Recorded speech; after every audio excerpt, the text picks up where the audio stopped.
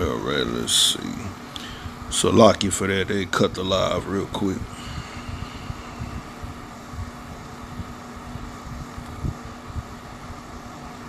Okay, let's look at this one. All right.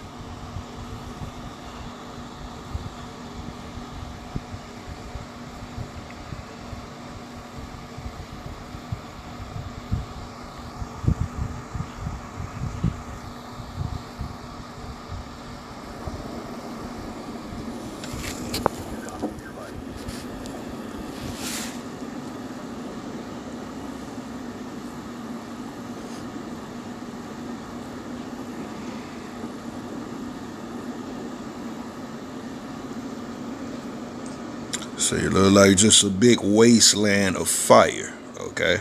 Now remember, we opened up with those scriptures describing the day of the Lord. All right. Now what we seeing now, once again, just a small snippet, a prelude to what the day of the Lord is gonna look like.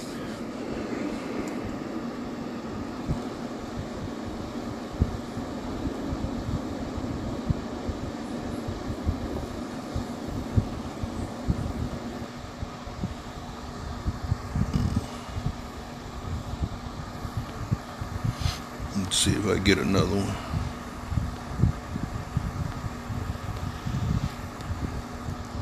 Let's look at it from this angle, okay? Because from a bird's eye view, okay, it's describing it almost look like just a big lake of fire, okay? So now you understand when the Bible refers to a lake of fire at the coming of the Lord, this is a small snippet of what it will look like.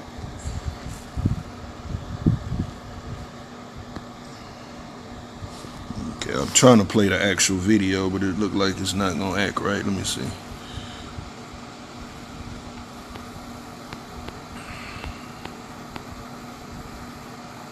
Let's look at this one.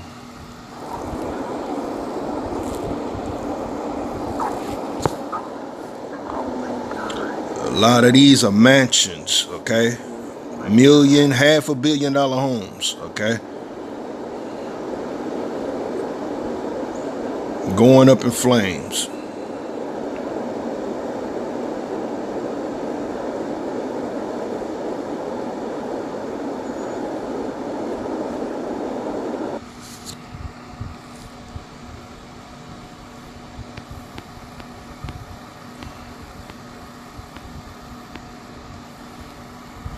So let me get one more, then we're gonna go to the scriptures. No others available. Entrada, NBCH. Alright, Sierra copy.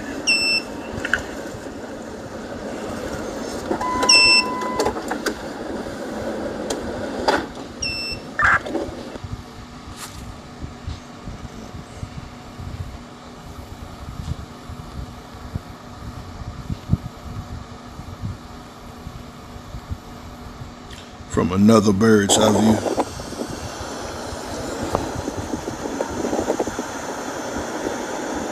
Never, ever seen anything like this. That's all fire in the background. Over 6 years. There's so much smoke that Smoke and fire. blocking the sun. You can actually see it.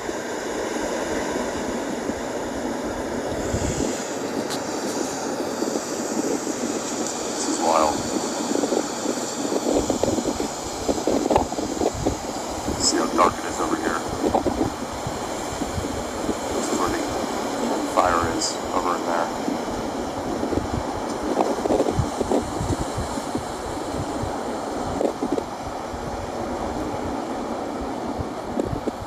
Okay, and what do he say is blocking the sun? That's actually a scripture. Okay, the sun will be darkened, the moon won't give its light prior to the coming of the Lord.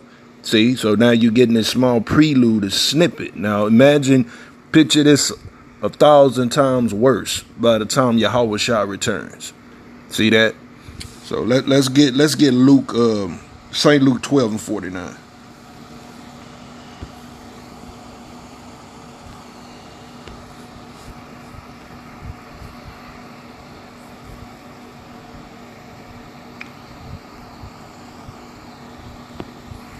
It's St. Luke 12:49. I am come to set fire on earth. And what will I if it already be kindled? See that? And Yahweh Shah, that's what he's coming to do, okay? Set fire on earth. The coming, like we read, for example, Isaiah 66, 15 and 16, coming to set fire on earth, okay, with his angels, those chariots, okay? But it's saying, what will I if it already be kindled? Showing you what? Prior to the coming of the Lord, half of the place is going to already be on fire. Pockets of fire breaking out everywhere, okay? Through what? War, destruction, World War III, also what? Just chaos, tyranny, anarchy everywhere, okay? Also, what we're starting to see now, what this is part of just the Lord introduction, okay? The fire is considered one of the Lord's judgments or ways he used to judge things. All right, let's get that real quick.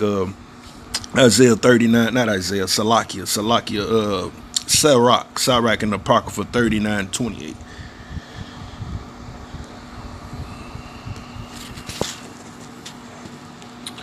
For there be spirits that are created for vengeance, which in their fury lay on sore stroke, and in the time of destruction they pour out their force and appease the wrath of him that made them. So there are certain spirits that the Lord created specifically for wrath and destruction.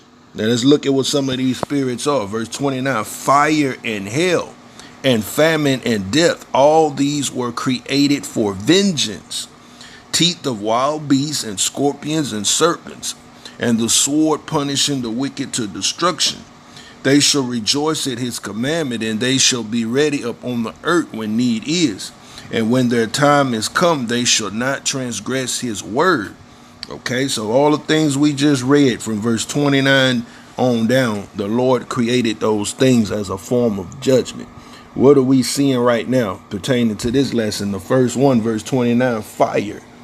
Okay, so now you know when you see these fires that start popping up more frequently throughout the earth, with the white man try to blame on climate change and global warming. No, this is part of the Lord judgment as he visits the earth. All right. 2 Ezra 6:18.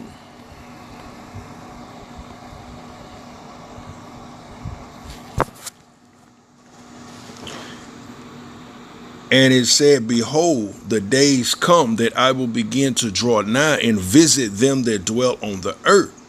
And I will begin to make inquisition of them and what they be that have hurt unjust with their unrighteousness, and with the afflictions of Zion shall be fulfilled.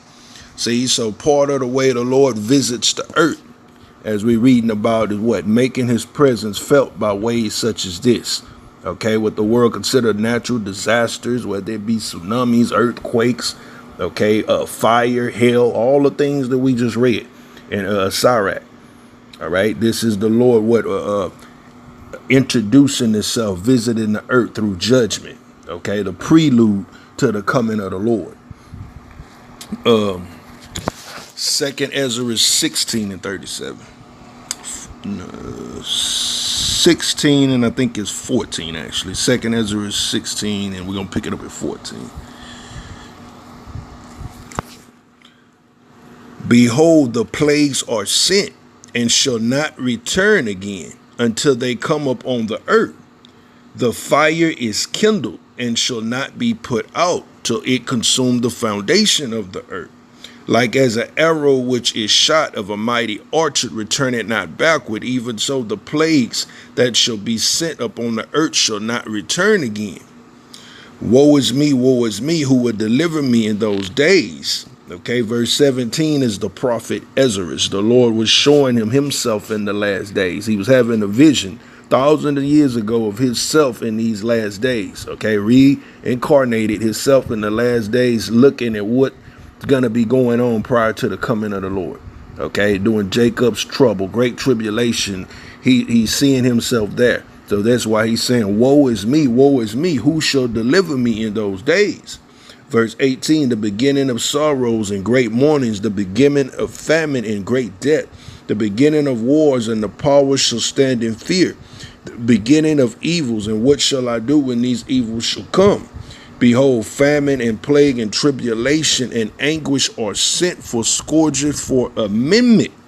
See? So all of these things are sent as scourges for amendment, meaning judgment. Okay, so when it said the Lord will begin to visit the earth and make inquisition, okay, well, that's talking about judgment. Prior to the coming of the Lord, we're going to start to see those plagues and judgments more frequently within this earth. All right, let's go ahead and get Isaiah 24 and 5.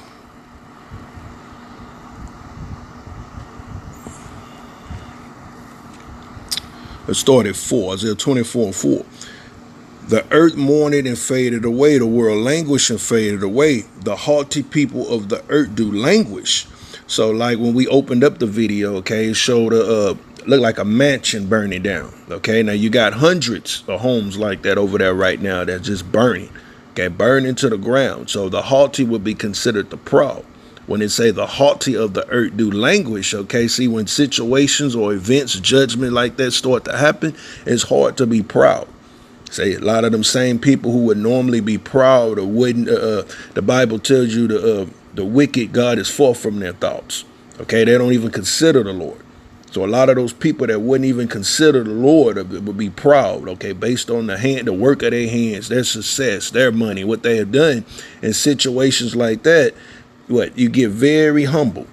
Okay, so that's what it means, the proud of the earth do languish. Verse 5, the earth also is defiled under the inhabitants thereof, because they have transgressed the laws, changed the ordinance, and broken the everlasting covenant. Therefore hath the curse devoured the earth, and they that dwell therein are desolate. Therefore the inhabitants of the earth are burned, and few men left. Okay, now this scripture in particular would be talking about the coming of the Lord, but also it's applicable to the lesson that we're dealing with now. But the point is showing you what, because of sin, wickedness, okay, this is part of the Lord's judgment or punishment on the earth.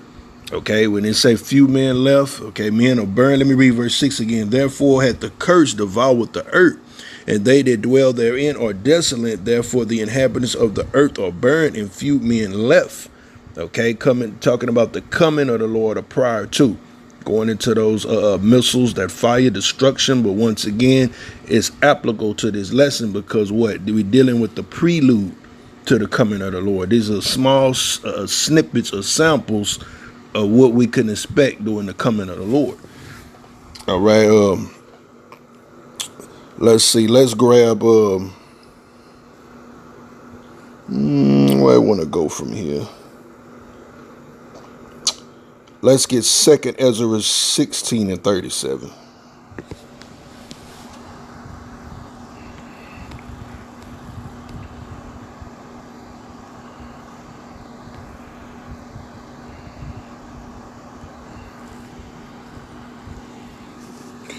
Behold, the plagues draw nigh and are not slack, as when a woman with child in the 9th month bringeth forth her son. With 2 or 3 hours of her birth, great pains compares her womb, which pains when the child cometh forth, they slack not that moment. So the Lord is comparing these judgments these plagues and judgments that's gonna take place on the earth, or that's taking place on the earth rather. He's comparing it to a woman in travail. It's comparing it to labor pains or birth pains. The closer a woman get to giving birth, the more frequent those labor pains take place. Where these plagues that the earth is seeing are going to become more increasingly all the way into what? The coming of the Lord. The coming of the Lord represents the actual birth. Okay. Verse 40. O my people, hear my word and make you ready to the battle, and those evils be as pilgrims upon the earth. He that selleth, let him be as he that fleeth away, and he that buyeth as one that will lose. He that occupied merchandise as he that had no profit by it, and he that builded as he that shall not dwell therein, and he that sowed as he should not reap. So also he that planted the vineyard as he that shall not gather the grapes, that they that marry as that they shall not get children, and they that marry not as the widows. And therefore they that labor in vain. So what is all of this going into? Is talking about the things that we labor and people put forth their work, their labor, their toil for things, whether it be homes, marriages, children, buying and selling, okay? Because this world is passing away, okay? Don't hold fast to none of those things, okay? You go on about your life. You can acquire things, material things, live your life, build all of those things, but don't have your heart into it. Okay, don't be spiritually attached to these things, because this is just a prelude. The things that we witnessing now take place in California, that's the Lord's way of showing, look, all of this is about to be dissolved. All of this is about to be done away with or destroyed, okay, at the coming of the Lord. So if your heart is in the things of this world, okay, you're in trouble. That's basically what the Lord is saying here. They that invest, you might as well have a mindset that you're going to lose. Okay, you can't take none of it with you. They that marry, same thing. All of these things are temporal within this earth. So the Lord is saying, don't have your heart, your treasure shouldn't be tied into things of this world, is what it's going into. See, that's why the Lord, let's get this real quick. Matthew 6:19. That's why the Lord told us this. Lay not up for yourselves treasures upon earth, while moths and rust do it corrupt, and while thieves break through and steal. But lay up for yourselves treasures in heaven, where neither moth nor rust do it corrupt, and where thieves do not break in or steal. For where your treasure is, there your heart will be also. See? So if your treasure is in the things of this world, okay, such as we read in those examples, okay, you all in investment, okay, I live for my return, okay, these homes, these cars, all of these things people work so hard and toil for, if that's your treasure, okay, you're going to be in trouble. All right, let's get Ecclesiastes 1 and 2.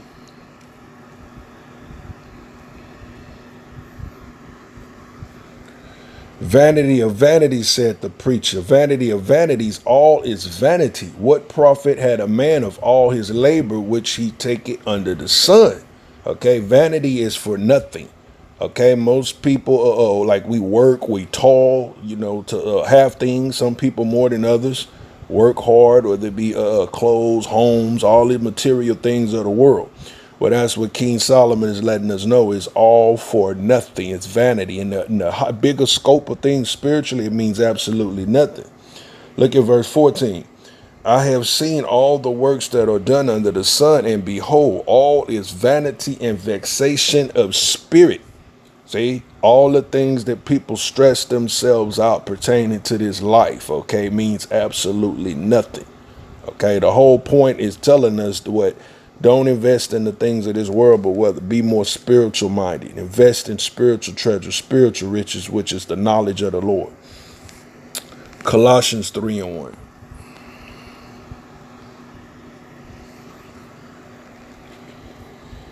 If ye then be risen with Yahushua, seek those things which are above, where Yahushua sitteth on the right hand of Yahweh. Sit your affection on things above, not on things on the earth. See that? Your affection, your love, your devotion should be for the things of the Lord, not on the things of this earth. Everything on this earth, the snippet or the prelude was happening in California, that's about to be everything over this earth soon. Okay, so the Lord has said don't have no detachments to that. Okay, because if not, well, you got to go back. Remember the story of Lot's wife. Okay, she looked back. The Lord was ready to destroy Sodom and Gomorrah. Told him, run, escape for your lives. Don't look back. Okay, she looked back, turned into a pillar of salt, because she could not let go of the things of the world. That's what the Lord is warning us about. Okay, 1 John 2 and 15.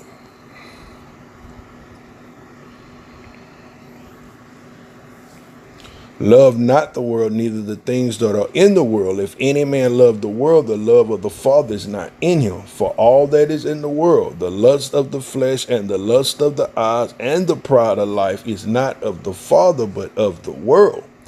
And the world passeth away, and the lust thereof. But he that doeth the will of Yahweh abideth forever. See that? So verse 16 and 17 is showing you once again, everything in this world is passing away. The only thing that matters, verse 17, he that doeth the will of the Lord abideth forever. See? So as we get closer to the end or the coming of the Lord, okay, if you have attachments to anything of this world, particularly material, okay, you are not, there's not no probably, you're not going to make it. Okay, because it's similar. Once again, Lot's wife is one good example. Okay, you're going to be trying to hold fast to the things of this world. Let me get Matthew 24:17. Yahweh Shah spoke this to those in 70 AD when they had to flee into the Atlas Mountains to escape the Romans. But it also applies to us in these last days. Okay, you're going to have to leave things of this world behind. Okay, else it will cost you your life. So this is Matthew 24:17.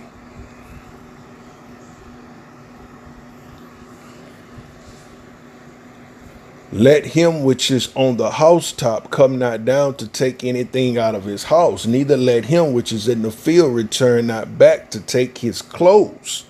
See, because you're gonna have people, believe it or not, okay, the world ending, just like in what you see taking place now, the prelude to the coming of the Lord, what's happening in California, these wildfires, every whole city burning up on fire. Okay, you have some people that's so mentally tied and attached to the things of this world. Okay, they'll risk their life. That happens sometimes. You got situations in real life where somebody's house burn up or something. The person run out the house. They made it out. The house burning down. They realize they forgot something in the house. Something is really important and really means something to them. Maybe money or just something very sentimental to them, but it's still of this world. They go right back in running, thinking they could try to save or get whatever meant something to them and end up burning up right there with the house. Okay, that happens all the time. All right, so this is what the Lord is showing us. Look, be spiritually minded. Okay, forget about the things of this world. Okay, your mindset to be in the kingdom, the things of the Lord, because everything of this world is passing away. Let's get 1 Corinthians 7:28.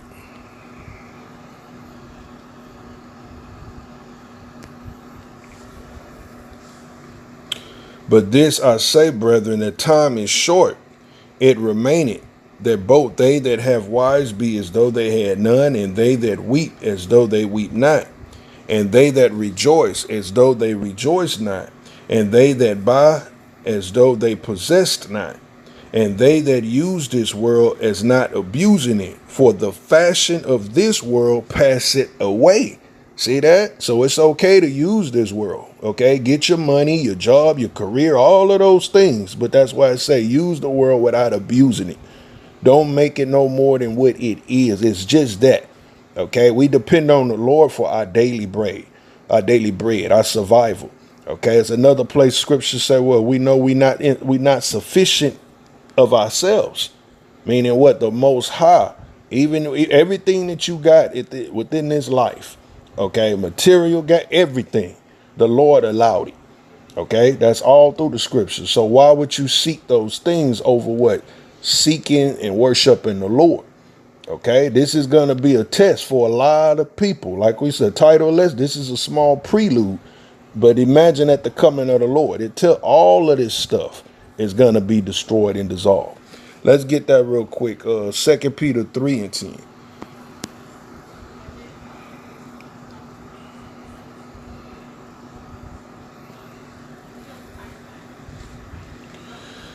2 Peter 3:10, but the day of the Lord will come as a thief in the night, in the which the heavens shall pass away with a great noise, and the elements shall melt with fervent heat. The earth also and the works therein shall be burned up. See that? Verse 11, seeing then that all of these things shall be dissolved, what manner of persons ought ye to be in all holy conversation and godliness? See, so if everything gonna be burned up and dissolved, okay, through fire, okay, remember the first world, okay, ancient times the Lord flooded. It's prophesied the last days what? It's gonna be through fire.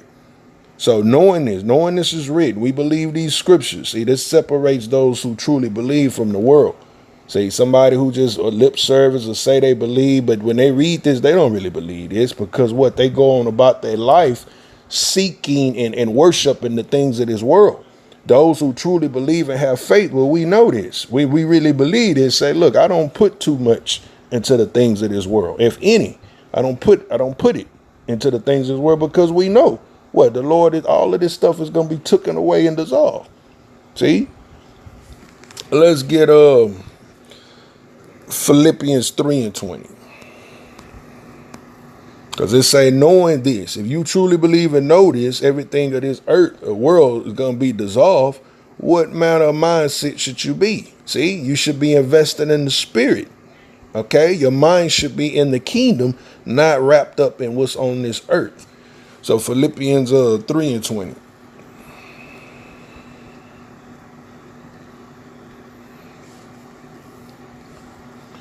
For our conversation is, let me start at 18 actually, verse 18. For many walk of who I told you often, and now tell you even weeping, that they are the enemies of the cross of Yahushua, whose end is destruction, whose God is their belly, whose glory is their shame, whose mind earthly things. See that?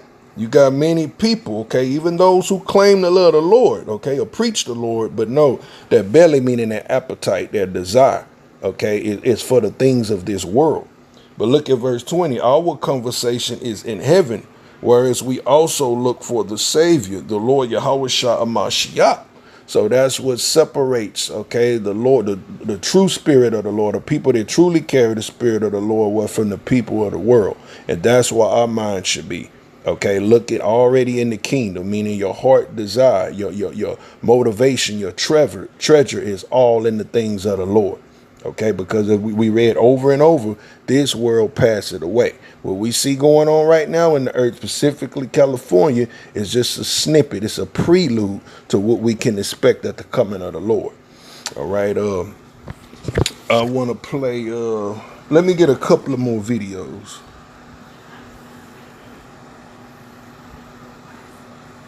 Let's see.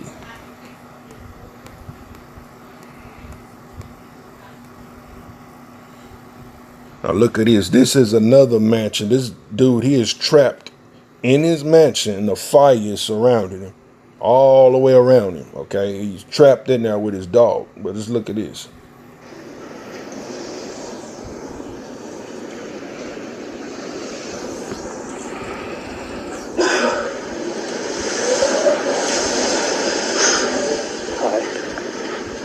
Just be okay.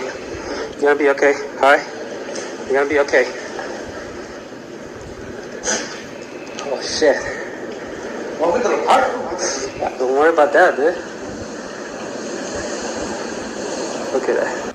Now you see, in a situation like this, right? Do you think they care? What do you think is important? Okay, like we read in Second Peter, the 3rd chapter. Okay, knowing these things, where should your mind be? Okay, so if this is a small snippet or just a prelude of the coming of the Lord, imagine how much more worse, how much more serious the day of the Lord is. Do you think somebody caring about their home right about now? Okay, their material possessions? No. These people sitting up here, okay, Lord, how are we going to make it out of here? You trying to escape with your life. So this is further showing you the things of this world, okay? When you look at it from the true perspective of what really matters, none of this stuff here on this earth matter. Let me finish playing. Oh shit.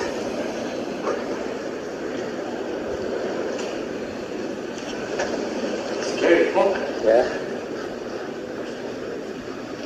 God. The plastic is gone, dude. Yeah. Fuck. Okay. For the water, right? Yeah. Oh shit.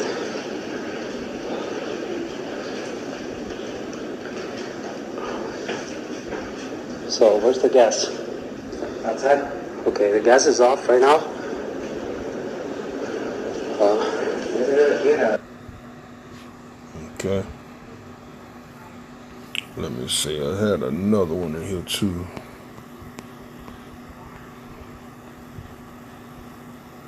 I'll play this one real quick.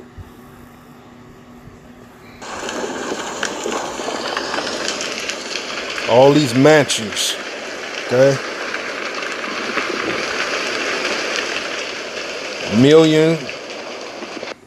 Millions of dollars homes on fire. Play this. Yeah, I want to take you here live right now. So this is Pacific Palisades. All of these cars were ditched. Look at those cars, okay? Some of those real nice cars. Look, Mercedes, Benz, some real nice cars, okay? But look, those are people that just totally abandon their cars, okay? Life or death situation, okay? They not caring about none of the stuff of this world, okay? Just totally abandon them cars. They just got to bulldoze them out the way. So all of the drivers panicked. They took their keys. This is Palisades Drive, as well as Sunset Boulevard. This dozer is just moving these vehicles out of the way. So if this is your car, unfortunately, it's an emergency situation, and this is what they have to do. They are moving the cars as we speak. Unfortunately, there are dozens of cars. This looks like a movie set. Unfortunately, this is real. LA County Fire, they have to do what they have to do. They need to clear a path. So literally, they're moving the cars, the SUVs. We're seeing Mercedes, very nice vehicles, Teslas up here. But that's because the car owners, they took their keys and they just started running. They left the cars here as the firefighters were trying to clear the pathway, clear the roadway. This is an emergency situation where, they need to get up to the homes. They want to make sure people are not trapped up there. But this line of cars probably goes about 300 feet deep, at least as long as I can see from this bird's eye view. So we're kind of staying back. They're in a situation here where they are literally moving these vehicles out of the way. Yes, it is causing damage, as you can hear from the screeching noises, but that is what they have to do. See that? Situation like that, nobody care about those things, see? That's why the Lord, let me get this real quick. Proverbs 11:4. See, your life really on the line. They abandon them homes, them cars, out of panic. Okay, realize in that moment when you really faced with life or death, okay, death staring you in your face like that, okay, you tend to put things in a little bit better perspective. Okay, so they totally abandon that stuff. Proverbs 11:4, riches profit not in the day of wrath, but righteousness delivered from death. See that? So riches, no matter what you own or possess of this world, is not going to help you when you facing death or judgment. But righteousness, see, what you've done for the Lord, okay, if the Lord is on your side, the angel of the Lord, encampeth around them that fear him. Let's get that, what's that, Psalms 34:7.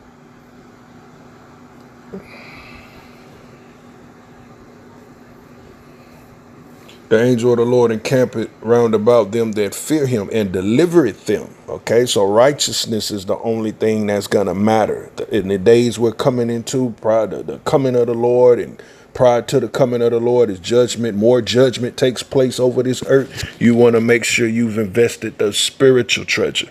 Want to make sure you call to the Lord, he hears you. See that? Let's get Ecclesiastes 12:1.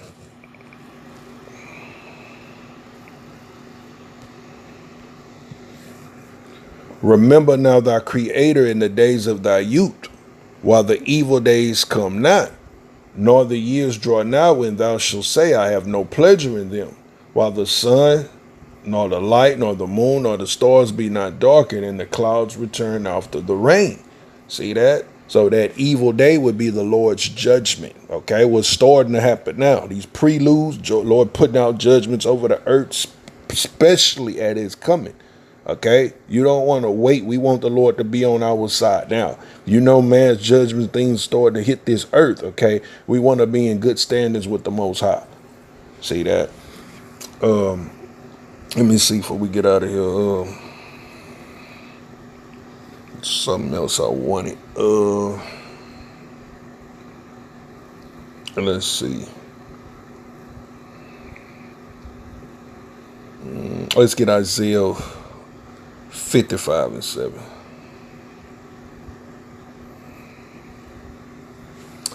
Start at 6, Isaiah 55:6. Seek ye the Lord while he may be found. Call on him while he is near.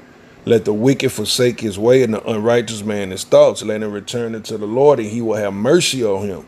And unto our God, and he will abundantly pardon him. Okay, so the point is seek the Lord now. Don't wait till we face with judgment or situations like this. Okay, because for the time that's coming, specifically the coming of the Lord, it's too late. Okay, some people were able to, most of them people right now, we looking at a prelude of what's happening. Most of them, yeah, did escape. Some didn't escape. Okay, but nonetheless, it's showing us this prelude or these judgments that's hitting the earth now is showing us snippets of putting things in to the proper perspective of what really matters in life. All right, 1 Timothy 6 and 7.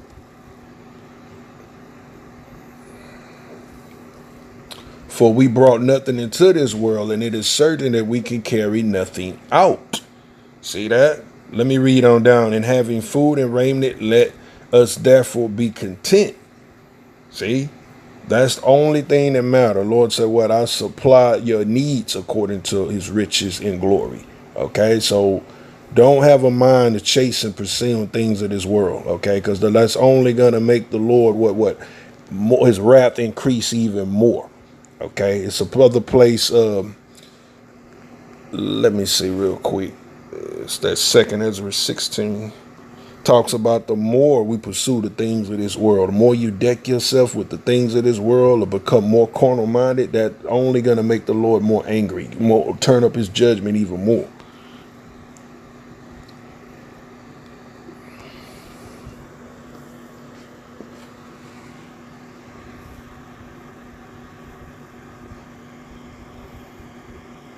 Right here, 2 Ezra 16 and 47.